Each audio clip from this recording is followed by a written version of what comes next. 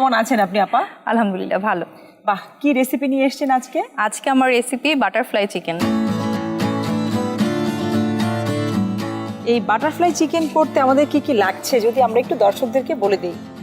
প্রথমেই লাগছে আমাদের বোনলেস চিকেন, হাড় ছাড়া মুরগির মাংস, টক দই, আদা বাটা, রসুন বাটা, কর্নফ্লাওয়ার, স্বাদ মতো লবণ, লেবুর রস, আলুর স্লাইস। আচ্ছা, আর হচ্ছে এখানে আর টমেটো ক্যাচাপ, ওটা আমাদের পরবর্তীতে পরিবেশনের জন্য। এখানে রয়েছে আমাদের বসুন্ধরার সবকিছু গুঁড়া মশলা রয়েছে। তাহলে আমরা চলে যাই আমাদের মূল রান্নায়। প্রথমে আপনার একটা বোল লাগবে, এই তো? জি। আচ্ছা, এবার কি লাগবে বলেন? মুরগির মাংস আমরা এখানে দিয়ে দিচ্ছি বোনলেস চিকেন। এখানে কতটুকু চিকেন আছে? আমি দেখতে পাচ্ছি এখানে 200 গ্রামের মতো আছে, তাই না? এখানে আপনার লাগছে লবণ, এবার লাগছে টক দই। আমি দিচ্ছি 2 টেবিল চামচ টক দই। টক দই কিন্তু আমাদের রান্নার স্বাদের সাথে এটা কিন্তু পুষ্টিকর, এটা কিন্তু একটু প্রোবায়োটিক, অবশ্যই, যা আমাদের হজমে সাহায্য করবে। খুবই ভালো। এবার আপনার লাগছে আদা রসুন 1 চামচের মতো আদা বাটা। আর কি লাগছে? লেবুর রস। ওকে, দিয়ে দিচ্ছি 1 টিস্পুন। জি। আর আমরা দিব 1 চা চামচ কর্নফ্লাওয়ারও। এখন লাগবে গুঁড়া মশলাগুলো।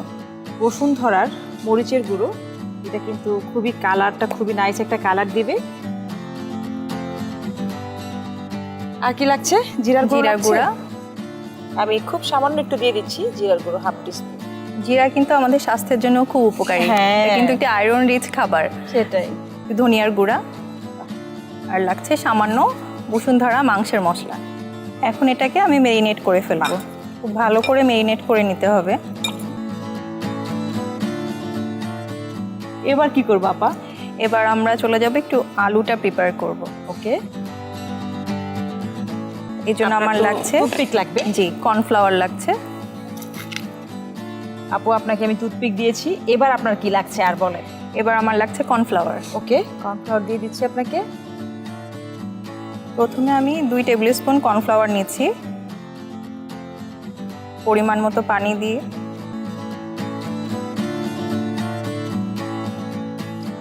এখানে যেটা করব, আমি এখন আলুগুলো একটু কর্নফ্লাওয়ারের গোলা পানিতে ডুবিয়ে নিব। তারপরে এক একটা করে চিকেন পিস নিব, আমরা গেঁথে নিব। জি।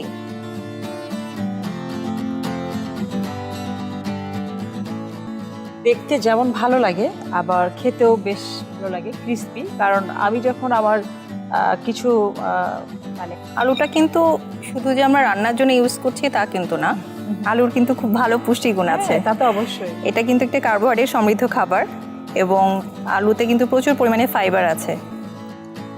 এবং যখন আমরা এটার সাথে চিকেনকে অ্যাড করছি, তাহলে এটি কার্বোহাইড্রেট, প্রোটিন, ফ্যাটের একটি গুড কম্বিনেশন। আমাদের প্যানটা কিন্তু গরম হয়ে গেছে আপা। আমি এই ফাঁকে তেলটা দিয়ে দিবেন, গরম হতে থাক। যেহেতু আমরা ডিপ ফ্রাই করব, তেলটা কিন্তু একটু বেশিই লাগবে, বাট তেলটা কিন্তু ভেতরে খুব একটা যাবে না। আমি তেলটা দিয়ে দিয়েছি, এদিক দিয়ে তেলটা গরম হতে যাচ্ছে এবং আমাদের বানানোও কিন্তু হয়ে যাচ্ছে। আপার দেখতে পাচ্ছি প্রায় সবগুলো হয়েই গেছে, সময় কিন্তু খুব একটা বেশি লাগছে না। এবার আমরা ভেজে ফেলবো, তাই তো? জি। ওকে, তাহলে আপনি দিয়ে দেন।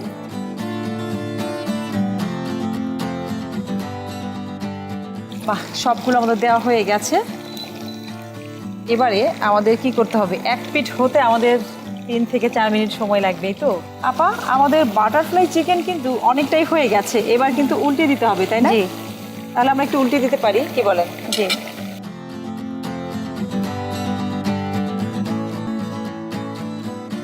আমাদের এক পিঠ মোটামুটি হয়ে গেছে, আর এক পিঠ হতে থাক।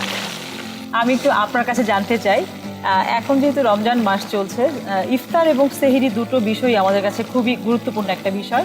সেটা হচ্ছে যে ইফতারে কী ধরনের রেসিপি চুজ করা উচিত, আর মূলত সেহরির জন্য আপনি কী ধরনের খাবার সিলেক্ট করে থাকেন, যদি একটু বলেন, দর্শকদের হয়তো উপকার হবে।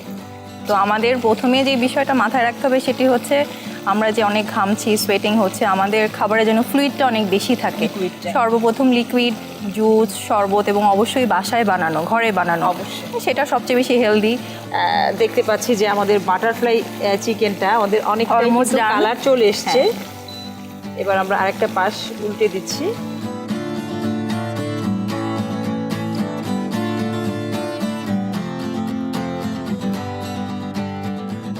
হয়ে গিয়েছে আমাদের বাটারফ্লাই চিকেন।